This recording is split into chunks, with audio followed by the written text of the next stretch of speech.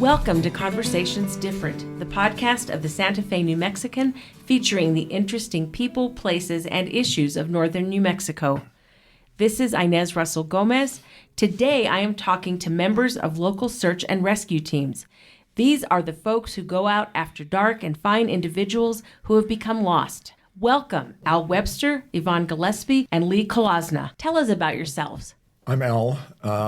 Been doing search and rescue for about 18 years here in New Mexico and about 3 years over in Arizona. So for a total of about 21 years, I have reached the stage of not going out into the field anymore, but I'm a field coordinator with New Mexico Search and Rescue. All right. Yvonne, what about you? You like helping people, obviously.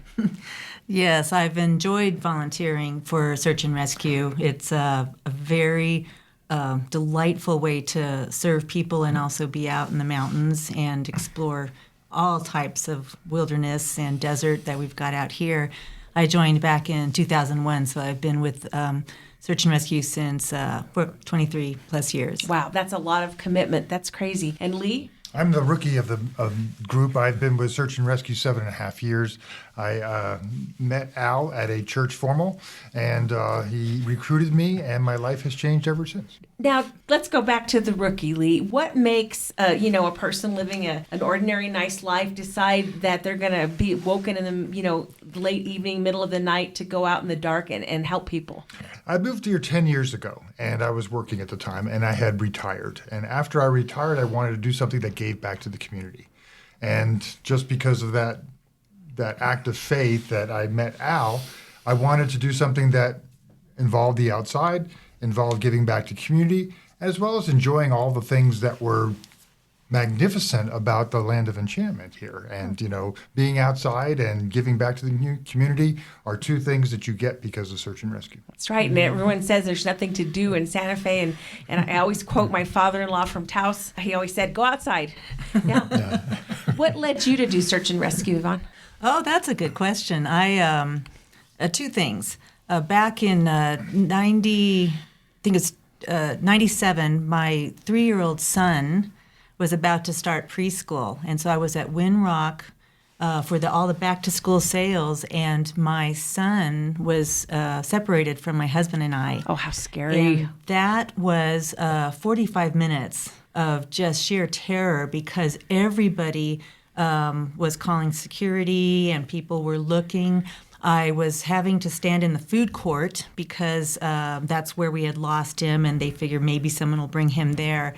And so standing in the food court, I could see people getting up from their meals and joining the search, and I saw others just keep eating their burger and kind of watching the search. And I thought, I will always be the person that gets up to look for that child. And then a month later, a 3-year-old got lost in our Hyde Park area. And there was a big mission called, but afterwards I was seeing a lot of controversy about how those parents were thoughtless, they weren't being careful, they should have the child taken to foster care. And I thought, you do not realize how fast those kids move. I was going to say, 3-year-olds can run like the wind. Yeah. And it was not too long. Well, I guess it was about 3 years after that my best friend talked me into going to a meeting, and just because she wanted to check it out. And I went to the team meeting, and right off the bat, I knew that these people were going to be fun, and they were also so much full of stories and full of skill that I wanted to be part of that. Oh, that's a great story, and it really shows the importance of community and people who will do something as opposed to observe. Right. Now, Al, you've got a lot of seniority doing this. Talk about what search and rescue is and how it works in our Santa Fe area. It's a process started by someone being in trouble and calling 911. 911 call here in Santa Fe County goes to the RECC, the Regional Emergency Communications Center. The dispatch person at REC then decides which agency, which resource is going to be most likely to solve the problem. It could be fire, it could be police, it could be search and rescue. If it's search and rescue, then they call New Mexico State Police. New Mexico State Police does the initial investigation. If they think it's search and rescue, then they call the on-call field coordinator. The on-call field coordinator then does his or her initial investigation.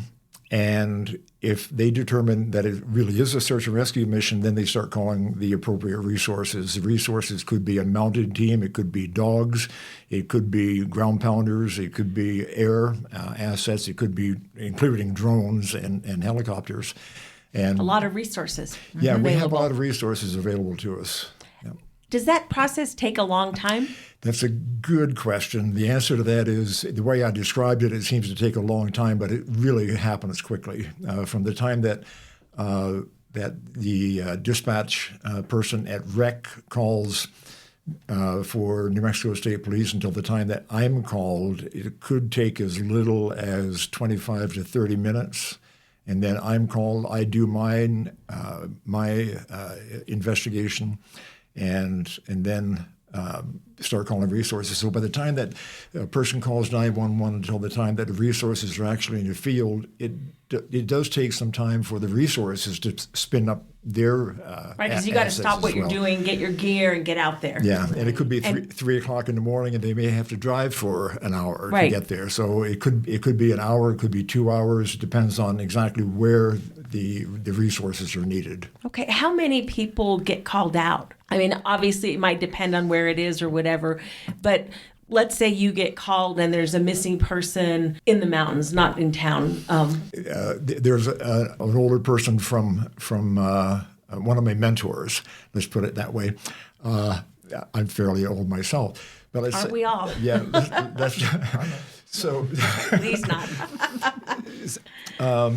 And his dictum was, "I'm up, everybody's up." So Okay. when I call people, I call a lot of people. You can always turn them around, but it's better to have them and not need them, and to need them and not have them. That makes sense. That's smart.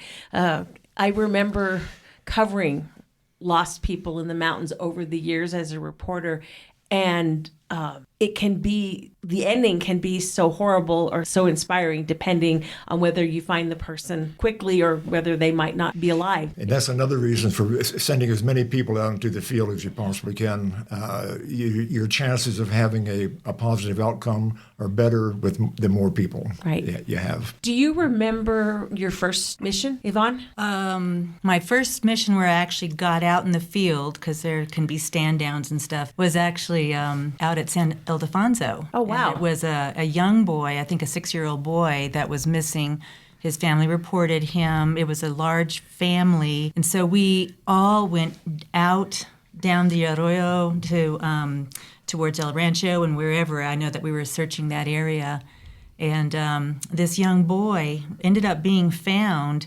We were following tracks, trying to look for tracks for a 6-year-old. He was wearing his brother's, like, 14 shoes, Oh, right? no. And so none of us followed those tracks. And then the other thing that taught us a lot was that he was asleep in the arroyo not too far from incident base. And so a lot of teams had gone out and looked for the particular assignment, trying to get out to their grid, and hadn't done sound sweeps. Oh, wow. Going out. And so the boy slept through all that until dawn. Oh, And, that's not funny, but at least was he a was big okay. lesson right yeah, there. yeah. Look close to home, and then do Right. your sweeps. All right, we'll take a quick break and be back in a moment with more Conversations Different.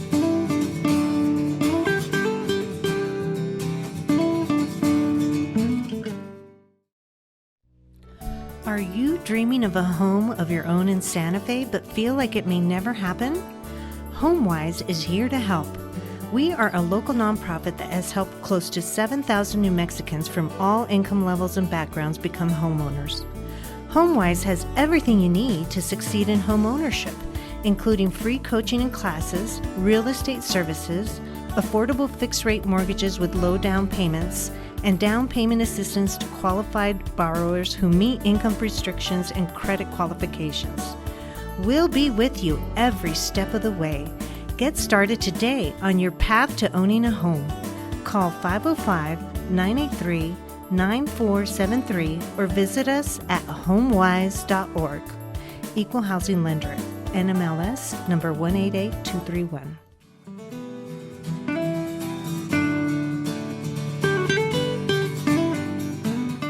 We're back with Conversations Different, talking about search and rescue. Lee, why don't you tell us how it works in terms of all these different agencies communicating with each other?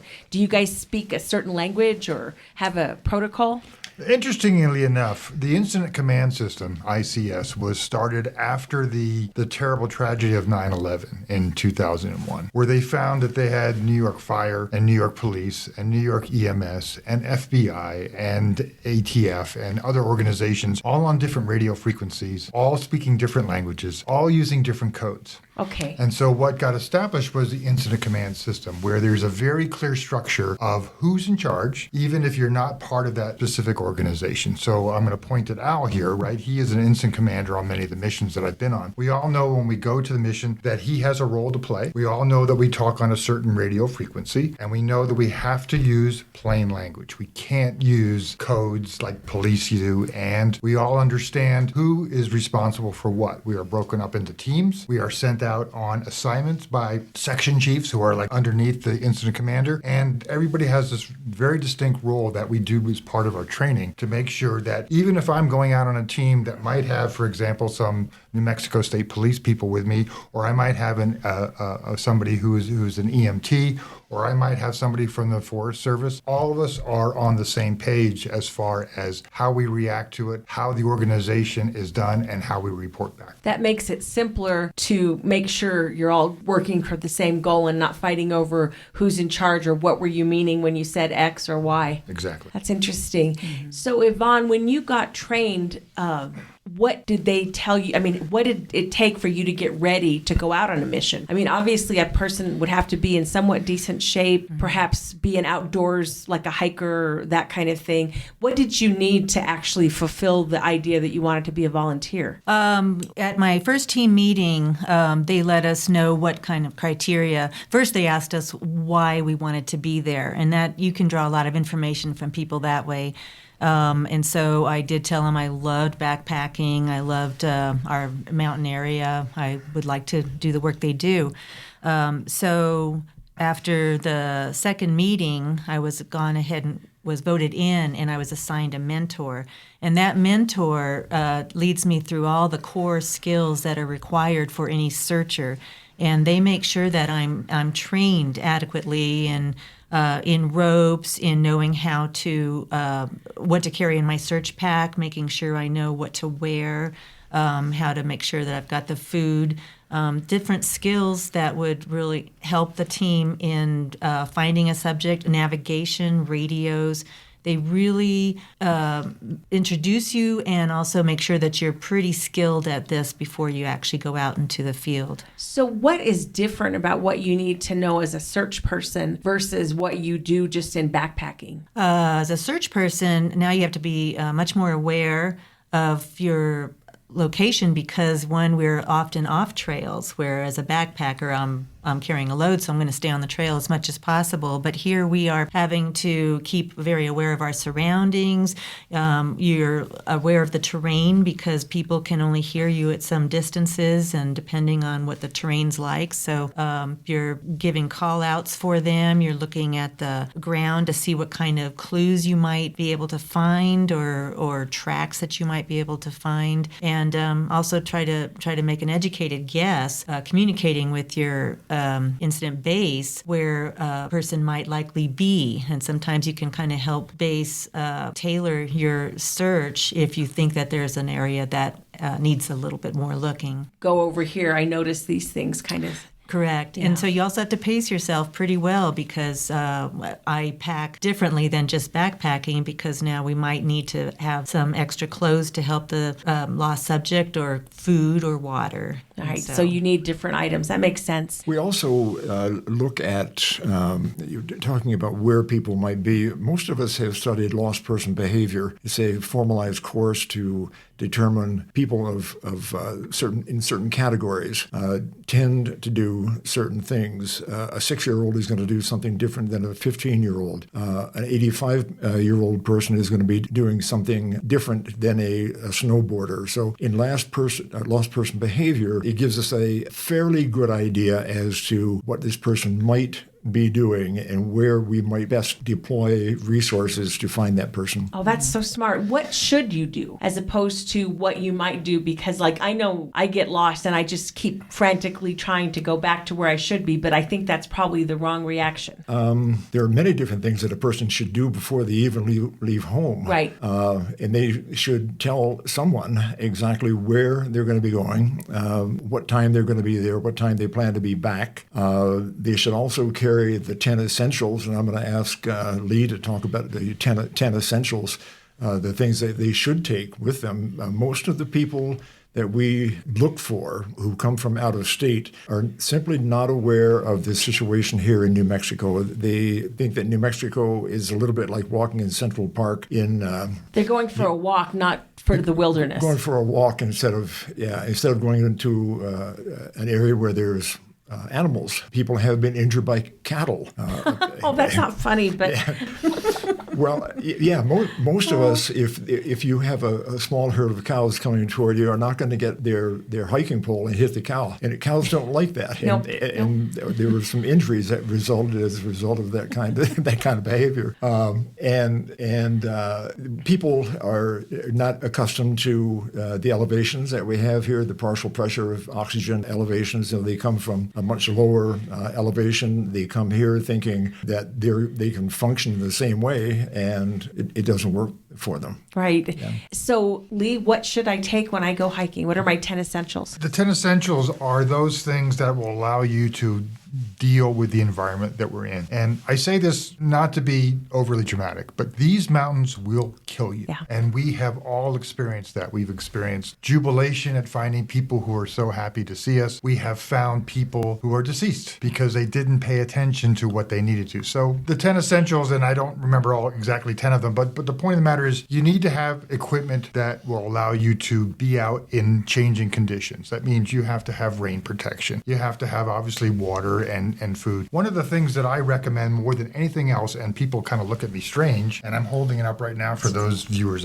who can't see, is a cell phone with a backup battery charger. Because every cell phone today, right, has a GPS chip in it, right? So you can bring up Google Maps, Apple Maps, and it will show you exactly where you are. We have had so many missions with people who said, I don't know where I was, and I didn't bring a map, and I didn't really know where I was, and I'm sure it's a loop. And if I just keep going, that is me. I'm going to find the trail, as opposed to taking measure, stopping, maybe even turning around, because you knew how you got there. Just go back the same way, right? So, the essentials are make sure that you understand your environment, make sure, as Al says, you tell people what you're going to be doing, and make sure that you have the equipment necessary to deal with the unexpected conditions that the New Mexico mountains are very famous at introducing to us. I know when I started dating my husband, he said we're always ready to spend the night. Oh. So I didn't like going hiking with him that much because the packs were too heavy, but it was like he didn't leave the house unless if he had to, he could spend the night. And that was a good lesson for me early on. We'll take a quick break and be back in a moment.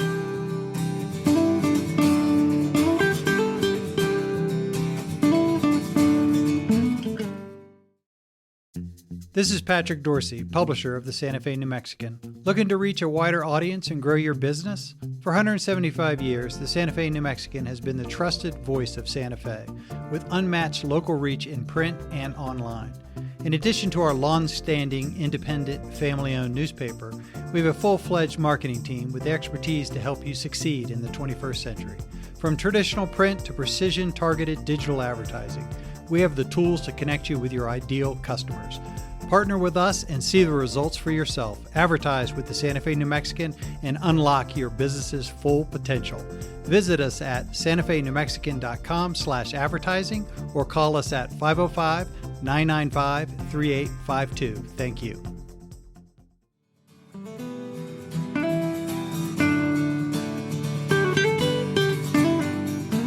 We are back with Conversations Different, talking about search and rescue and about how too many people go to the wilderness, to the outdoors, and don't realize where they are. And I'm not talking about location, but I'm talking about conditions. Al, what do you think people really have to keep in mind, especially visitors, if they're coming here and they're going to go up to the ski valley and take a hike? Lee mentioned earlier, and I think that the primary point is here in New Mexico, given the elevation, given the treacherous footing that you're going to cross from time to time, the first thing that people should know is that they could die in the mountains. They could die in these mountains. I've covered enough of those search and rescues that ended badly.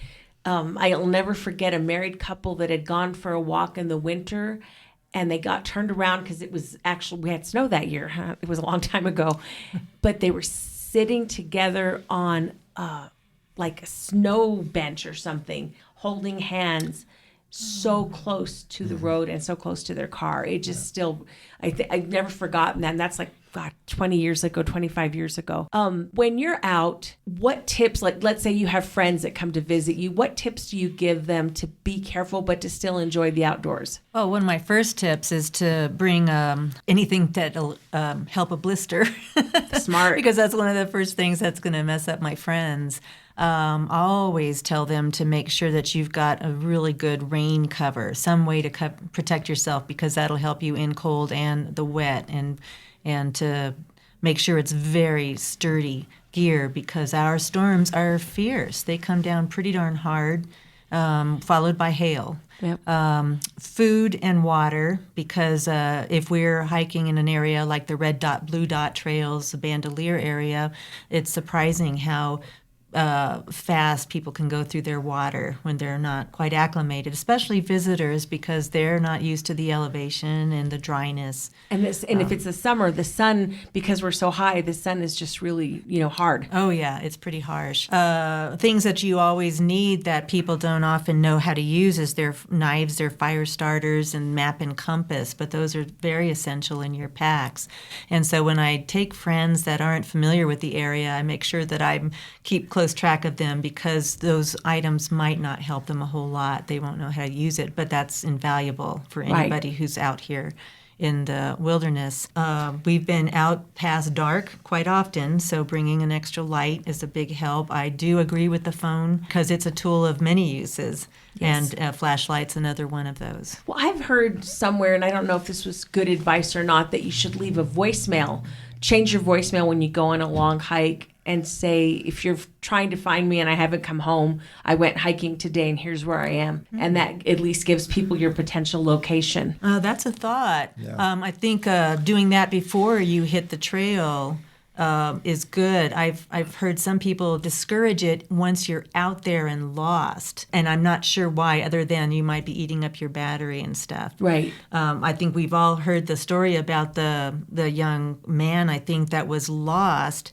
And the searchers had his number and were calling him, and he wasn't answering because he didn't recognize the number. Oh, that's so dumb. And I thought, okay, I can see where maybe somebody makes that mistake, but to really text him, use that phone. That makes sense. Lee, I wonder if there's a responsibility that maybe we have as a state and as a tourist destination to do more to educate people who come here. I mean, obviously locals get lost too, but a lot of the people that are in search and rescues are visitors. I mean, I think, we used to have those signs that said, ask for water. I'm like, should we have signs that say, if you're hiking, you're outdoors, you could die, kind of thing, just to let people know how serious it is? Yeah, we've talked about having community outreach, and we as a search and rescue organization are more than happy to talk to youth groups or talk to hiking clubs and things like that. What we've noticed over the years is when a person gets lost in the woods, it's never one thing. Yes. It's always a series of events that have happened that end up being bad decisions, and the bad decisions just keep building on top of each other. Some people call it the Swiss cheese model, some call it the incident pit model. I'll give an example. Al was the incident commander for a search mission that we had 2 years ago. There was a woman. She was 75 years old, I believe it was, and she went up with her niece up the Windsor Trail from Ski Santa Fe up there. And the niece said, hey, Auntie, I want to go over to the top of Deception Peak. And the aunt says, I don't think I can do that, so I'm going to split up and I'm going to keep going down on the Windsor. So there's mistake number one. That's number one. Right. Don't split up. Right. Okay. Mistake number two, she had just arrived from Miami, I believe it was, right? Oh. Right. So here she goes from zero elevation to 10,000 feet at the start of the ski basin. She was right around 11,000 feet when she made that choice. And then, so there's mistake number three. Then she went down the Windsor Trail, and instead of stopping at the Rio Nambe crossing and turning around and coming back in Muir's, she took a left and just went down the Rio Nambe. And I'll let Al take over from here. We did locate her. We located her the following day, a helicopter, and it turned out to be a very successful mission. But it was the subject of that mission told us later that she had relegated herself to her death. Oh, that's so soon. And I am not sure if she would have lived through the following night, but we found her just about dark. Yeah, just about dark. But the point of the matter is there's a number of mistakes that she made. And if there's anything we can do as a group, right, to educate people, especially people who come in out of New Mexico for the first time and they're just awed by the scenery. Right, you want to get out. And by the outdoor opportunities that you have here, but you have to use some common sense because like I said before, right, these mountains will kill you. Yeah, I always tell people to use like the Black Canyon Trail. You can't get lost on that unless you go off trail, which you're not supposed to do. And that's a lot better for a beginner maybe than Borrego, which I have gotten lost on because I still say they moved the sign and it pointed the wrong way, but we ended up in the backcountry instead of going toward the road. And when we saw the person on horseback, we were like, oh, I think we've gone too far. But we came back, but it can be really scary at that point. Yeah. And speaking of signage, right, we've had a 7-year project, right? Al and I worked with the National Forest Service saying in this place that you refer to as the urban wilderness interface, right, you're allowed to have more signage that you typically do in a wilderness area. So if you've seen lately in the past year, you've seen far improved signage out there with signs that say this is where the parking lot is. And we have seen a corresponding reduction in the amount of times we've had to go out and find lost people. I like that because signs help. Yeah. And even if in the more wilderness places, if you, I don't know if they could have rocks or something like, make a mark on a rock or something that's less, obvious just to help people because you don't want people to die or to be hurt. Yeah, and we work really well with National Park Service. We work well with forestry. We have done unified command with local sheriffs. We have done a unified command with various police departments, including the tribal police. And it's a smooth operation. About how many people are volunteers in search and rescue? And I think there's a couple of groups that do it, Atalaya and Santa Fe. Yeah, here in Santa Fe, there are 3 groups. Santa Fe County Sheriff's Posse, a mounted group. They'll also dismount and search on foot. Atalaya does ground pounding. They are also a high-angle group. If we need people who have the skills to rescue people who are cliffed out, who have fallen, Atalaya, we call Atalaya. Santa Fe Search and Rescue, mostly a ground pounding organization, very efficient, very effective. These teams are well trained, respond quickly to missions. I'm always happy when those 3. We also have Los Alamos Area Fire Brigade that comes into very, very quickly. Mountain Canine Corps over in Los Alamos, they come in quickly. They have several different kinds of dogs, trailing dogs, air scent dogs, HRD dogs, human remain detection dogs. I don't want to focus too much on that, but it happens. But we sometimes we need them, and they're available. Each organization has anywhere from 35 to 50 members. Okay. And the point is everybody is a volunteer. Right? Nobody gets paid. All of our equipment comes out of our own pockets. Right? We only do this because of the passion of what we feel is our calling to get up in the middle of night.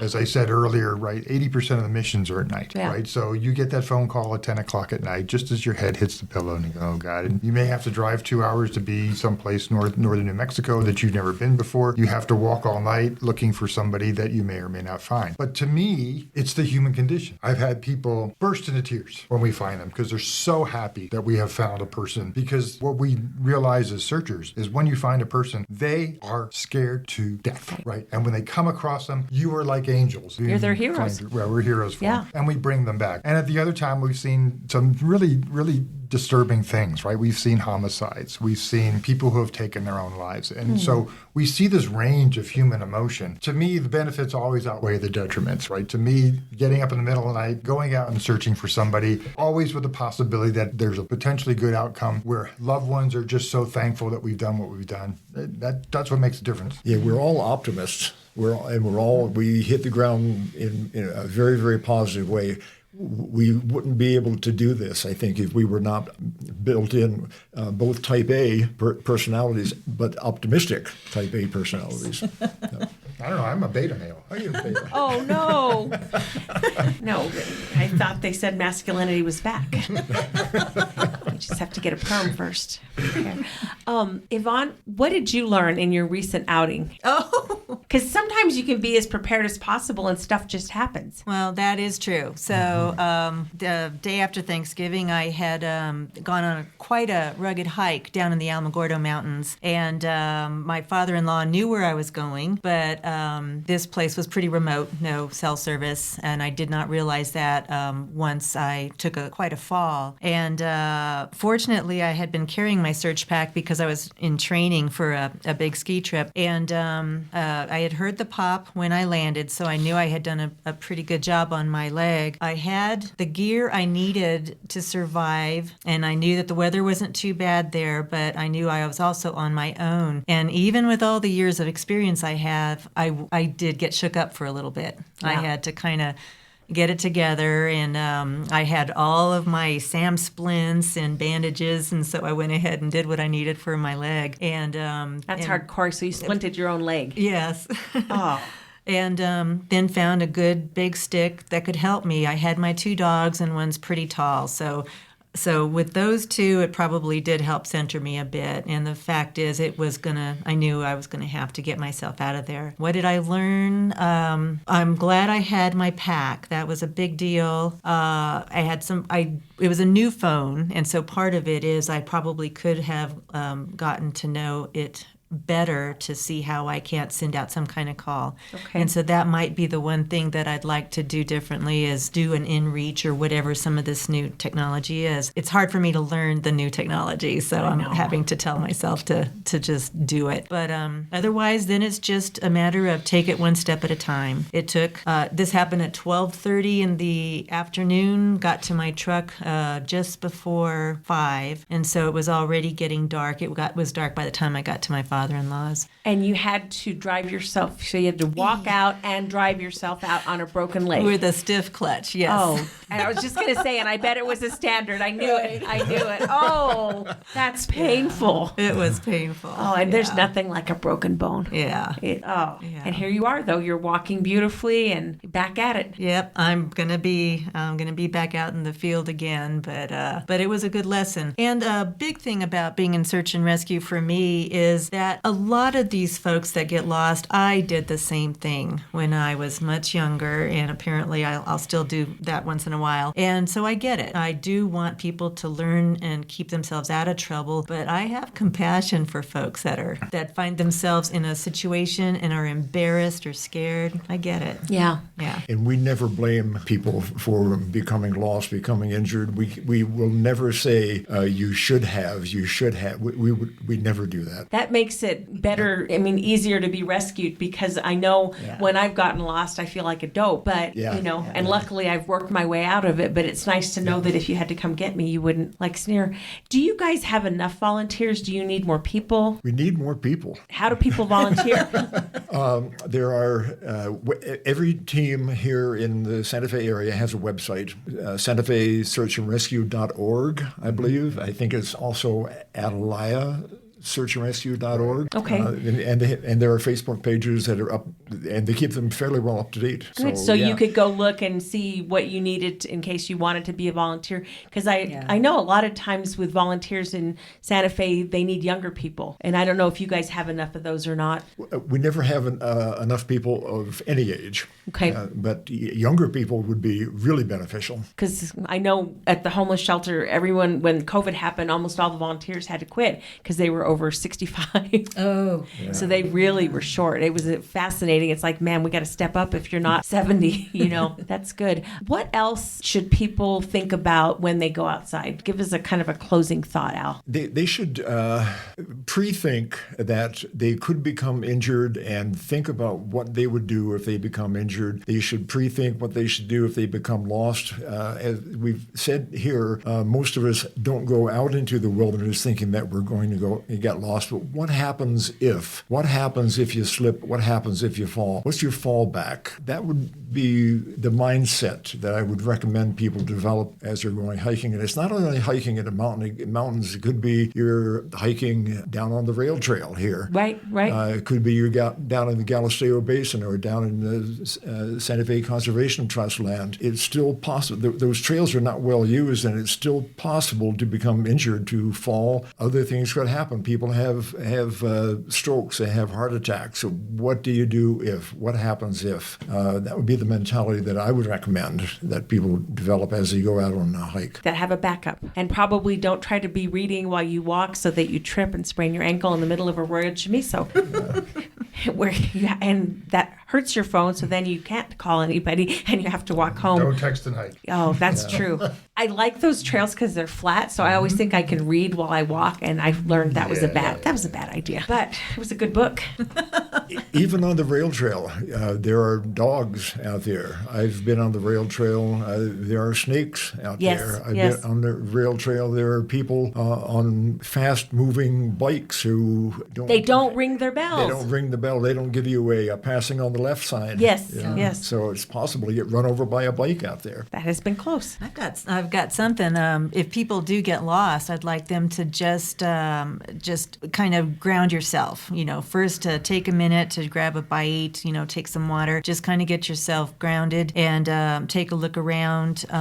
We refer people stay still instead that's of what I wander. thought, remain. Okay. Right, kind of stay in place. Hopefully in a visible area. And also, our land is surrounded with resources. So there's ways you can get yourself warm, leaves, branches, whatever. But start looking at what you can use and not just feel like you have absolutely nothing to help you. Oh, that's smart. That's a great one. Lee, what's your last thought? Mistakes that people make typically. What I talked about it earlier. I know there's a loop, so I'm going to keep going because I just know if I just keep on going a little further, I'm going to get that. If you have engaged search and rescue, please stop. Okay. And don't go anywhere, right? Because we have ways in which we can find you. We can use cell phone pings. We also have other locating devices that can do things. But if you're on the move, you make it much more difficult for us to do. Okay, Yeah, so we have to chase you all over stay. the mountain. Just sit down and wait for us. We will find you. We have a very high success rate. In New Mexico, it's 94%. Wow, We that's- find people, sometimes we find them deceased, right? I mean, because accidents do happen. But 94% of the people that we go out and find, we find them. That's encouraging, especially considering how many hikers and outdoor enthusiasts we have in this state. And on that note, we'll be back next week. It's been another Conversations Different.